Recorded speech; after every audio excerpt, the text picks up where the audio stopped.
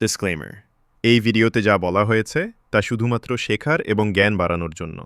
কোনোভাবে বিনিয়োগের পরামর্শ বা শেয়ার কেনা-বেচার সুপারিশ মনে করবেন না। বিনিয়োগের আগে সর্বদা নিজের অ্যানালাইসিস করে সিদ্ধান্ত নিন। Hello guys, welcome back to our channel.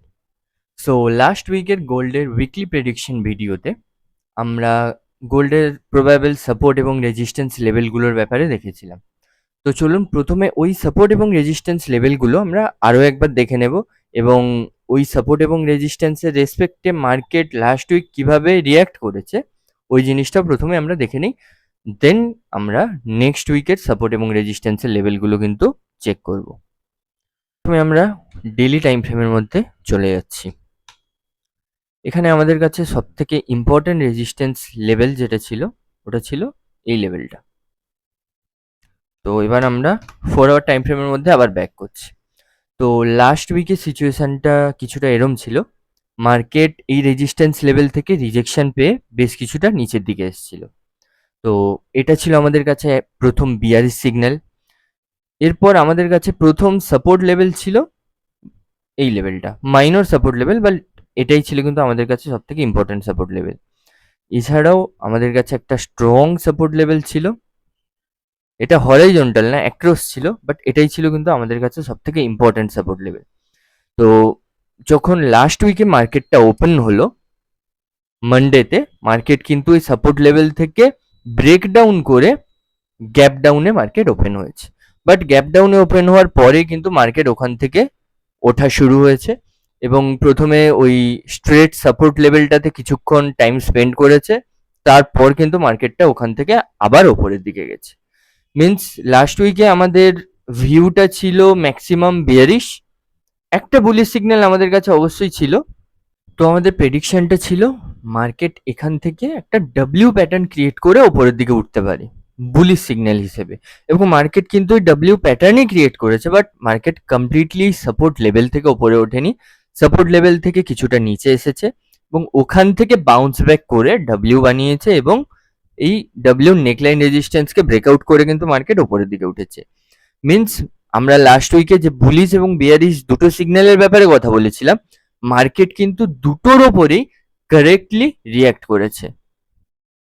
তো চলুন এবার দেখে নেওয়া যাক আমাদের নেক্সট উইকের সাপোর্ট এবং রেজিস্ট্যান্সের সেট আপ কেমনভাবে তৈরি হয়েছে। তো যদি আমাদের ফিল হয় মার্কেট এখান থেকে ব্রেকআউট হয়ে ফার্দার আপসাইড মোমেন্টাম ক্রিয়েট করবে, দেন আমাদের কাছে ইম্পর্টেন্ট রেজিস্ট্যান্স লেভেল কোনগুলো হবে, এবং যদি আমাদের মনে হয় যে মার্কেট এখান থেকে ব্রেকডাউন হবে এবং নিচের দিকে আসবে, দেন আমাদের কাছে ইম্পর্টেন্ট সাপোর্ট লেভেল কোনগুলো হবে ওইগুলো দেখে নেওয়া যাক। তো মার্কেট লাস্ট উইকে এই স্ট্রং সাপোর্ট লেভেল থেকে ব্রেকডাউন হওয়ার পরে কিন্তু ওখান থেকে স্ট্রেট ওপরের দিকে উঠেছে, বাট মার্কেট কিন্তু রিজেকশন পেয়েছে এই স্ট্রং রেজিস্ট্যান্স লেভেলের মধ্যে। তো রিজেকশনের পর মার্কেট ওখান থেকে কিছুটা রিট্রেস করেছে এবং আবার উপরের দিকে ওঠার চেষ্টা করেছে, বাট আবার কিন্তু ওই সেম স্ট্রং রেজিস্ট্যান্স লেভেলে 4900 ওই লেভেলে আবার কিন্তু মার্কেট রিজেকশন পেয়েছে।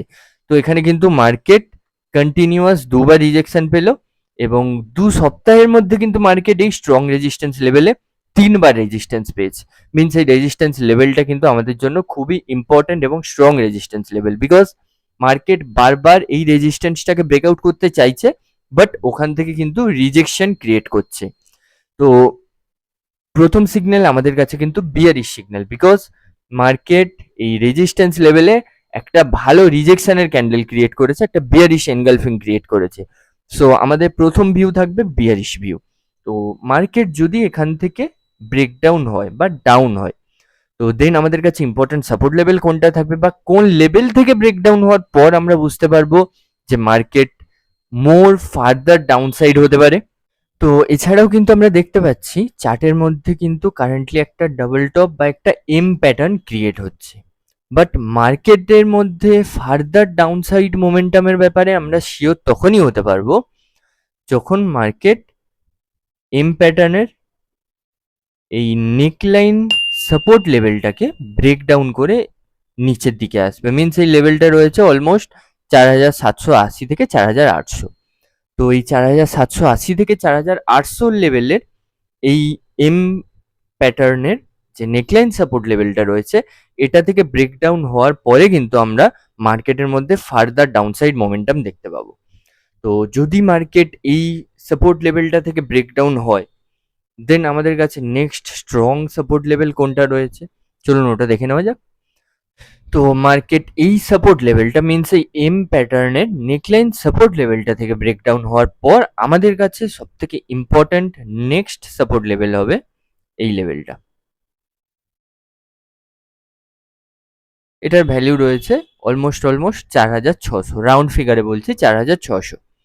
তো যদি মার্কেট এই এম প্যাটার্নের নেকলাইন সাপোর্ট লেভেলটা থেকেও ব্রেকডাউন করে, দেন এই 4,600 লেভেলটা থেকেও ব্রেকডাউন করে, তারপর আমাদের কাছে মোস্ট ইম্পর্টেন্ট সাপোর্ট লেভেল কোনটা, দেন আমাদের কাছে ইম্পর্টেন্ট সাপোর্ট লেভেল হবে এই লেভেলটা। এটার ভ্যালু রয়েছে অলমোস্ট 4,510 থেকে 4,520। তো আমাদের কাছে প্রথম ভিউ এটাই থাকলো, মার্কেট এখানে একটা এম প্যাটার্ন বা ডাবল টপ প্যাটার্ন ক্রিয়েট করছে। আর যদি এই এম প্যাটার্নের নেকলাইন সাপোর্ট লেভেল থেকে মার্কেট ব্রেকডাউন করে, আমাদের কাছে প্রথম সাপোর্ট লেভেল হলো 4,600। এবার যদি মার্কেট 4,600 এই সাপোর্ট লেভেল থেকেও ব্রেকডাউন করে, দেন আমাদের কাছে নেক্সট সাপোর্ট লেভেল হলো 4,510 থেকে 4,520। হরাইজন্টাল সাপোর্ট লেভেলগুলো ছাড়াও কিন্তু আমাদের কাছে একটা টাইপের অ্যাক্রস সাপোর্ট লেভেল রয়েছে, যেটাও কিন্তু আমাদের কাছে একটা ইম্পর্টেন্ট এবং স্ট্রং সাপোর্ট লেভেল হিসেবে বিহেভ করতে পারে। তো যদি আমি এই দুটো লোকে একসাথে কানেক্ট করে দিই, দেন আমি কিন্তু একটা ইম্পর্টেন্ট সাপোর্ট লেভেল পাচ্ছি এখানে। এই সাপোর্ট লেভেলটাও কিন্তু আমাদের কাছে একটা স্ট্রং সাপোর্ট লেভেল হিসেবে রিঅ্যাক্ট করবে। এই সাপোর্ট লেভেলটা থেকেও কিন্তু মার্কেট বাউন্স ব্যাক করতে পারে। সো আমাদের কাছে এই চারটে টাইপের সাপোর্ট লেভেল থাকলো। প্রথম সাপোর্ট লেভেল হলো এই এম প্যাটার্নের নেকলাইন সাপোর্ট লেভেল, দেন ওটা থেকে ব্রেকডাউন হওয়ার পর এই অ্যাক্রস সাপোর্ট লেভেল, ওটা থেকেও ব্রেকডাউন হওয়ার পর 4,600 এই সাপোর্ট লেভেল, আর ওটা থেকে ব্রেকডাউন হওয়ার পর 4,500 সাপোর্ট লেভেল। সো এই হলো আমাদের টোটাল সাপোর্ট লেভেলের হিস্ট্রি। এবার যদি কোনো সাপোর্ট লেভেল থেকে মার্কেট বাউন্স ব্যাক করে এবং তারপর এই স্ট্রং রেজিস্ট্যান্স লেভেলটা থেকে ব্রেক আউট করে যায়, মিন্স ওখান থেকে ওপরের দিকে উঠে যায়, দেন কিন্তু আমরা মার্কেটের মধ্যে ফার্দার আপসাইড মোমেন্টাম দেখতে পাবো এবং একটা স্ট্রং আপসাইড মোমেন্টাম কিন্তু আমরা দেখতে পাবো। তো এবার দেখে নেওয়া যাক মার্কেটের এই আপসাইড মোমেন্টামের পথে বাধা হয়ে দাঁড়াতে পারে কোন কোন লেভেল, বা মার্কেটের আপসাইড মোমেন্টামের মধ্যে স্ট্রং রেজিস্ট্যান্স লেভেল কোনগুলো রয়েছে। তো 4 আওয়ার টাইম ফ্রেমের মধ্যে আমরা দেখতে পাচ্ছি এখানে আমাদের কাছে প্রথম একটা স্ট্রং রেজিস্ট্যান্স লেভেল রয়েছে। এই লেভেলটার ভ্যালু রয়েছে অলমোস্ট 5,000, রাউন্ড ফিগারে 5,000। তো বিকজ এখানে মার্কেট অলমোস্ট 2 থেকে 3 বার রেজিস্ট্যান্স এবং 3 থেকে 4 বার সাপোর্ট নিয়েছে, মিন্স এই জোনটাতে কিন্তু মার্কেট বেশ অনেকটা সময় অলরেডি কাটিয়েছে। তো এই কারণে কিন্তু আমাদের কাছে মোস্ট স্ট্রং রেজিস্ট্যান্স লেভেল হলো এই 5,000-এর লেভেলটা। বা যদি মার্কেট এই 5,000-এর লেভেল থেকেও ব্রেকআউট করে, দেন তারপর আমাদের কাছে নেক্সট ইম্পর্টেন্ট রেজিস্ট্যান্স লেভেল কোনটা, 5,000-এর লেভেল থেকে ব্রেকআউট হওয়ার পর আমাদের কাছে ইম্পর্টেন্ট রেজিস্ট্যান্স লেভেল হলো এই 5,100 রেজিস্ট্যান্স লেভেলটা। 5,100 লেভেলটা কিন্তু খুব স্ট্রং রেজিস্ট্যান্স লেভেলও নয়, এবং 5,100 লেভেল অব্দি মার্কেটের পৌঁছতে কিন্তু অনেকটা সময় লাগবে, বিকজ 4,900 থেকে ব্রেকআউট হওয়ার পর মার্কেটের সামনে সব থেকে বড় বাধা হয়ে দাঁড়াবে কিন্তু এই 5,000-এর লেভেলটা। এটা কিন্তু খুবই স্ট্রং রেজিস্ট্যান্স লেভেল আমাদের জন্য। সো আমাদের উইকলি সেট কিন্তু এখানে আমাদের সামনে রেডি।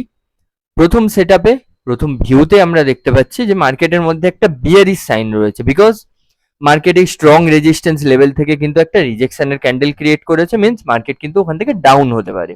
এছাড়াও আমরা এখানে দেখতে পাচ্ছি একটা এম প্যাটার্ন বা ডাবল টপ প্যাটার্ন ক্রিয়েট করার মার্কেট চেষ্টা করছে, বাট মার্কেটের মধ্যে আমরা ডাউনসাইড মোমেন্টাম তখনই দেখতে পাবো যখন মার্কেট এই এম প্যাটার্নের নেকলাইন সাপোর্ট লেভেলটা থেকে ব্রেকডাউন করবে।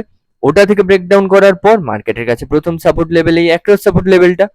এই অ্যাক্রস সাপোর্ট লেভেল ব্রেকডাউনের পর নেক্সট সাপোর্ট লেভেল হলো মার্কেটের সামনে 4,600, আর 4,600 থেকে ব্রেকডাউন হওয়ার পর একদম লাস্ট সাপোর্ট লেভেল হলো 4,510 থেকে 4,520 এই সাপোর্ট লেভেলটা।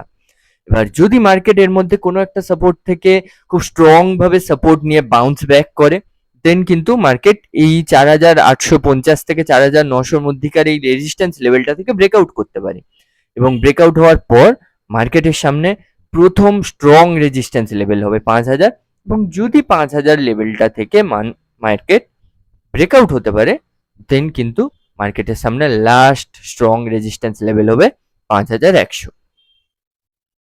এই ছিল আমাদের নেক্সট উইকের সাপোর্ট রেজিস্ট্যান্সের প্রেডিকশন। তো যদি আপনাদের ভিডিওটা ভালো লেগে থাকে দেন অবশ্যই লাইক ও কমেন্ট করবেন এবং এইভাবে প্রত্যেক উইকের প্রেডিকশন ভিডিও পাওয়ার জন্য আমাদের চ্যানেল সাবস্ক্রাইব করুন। Thank you.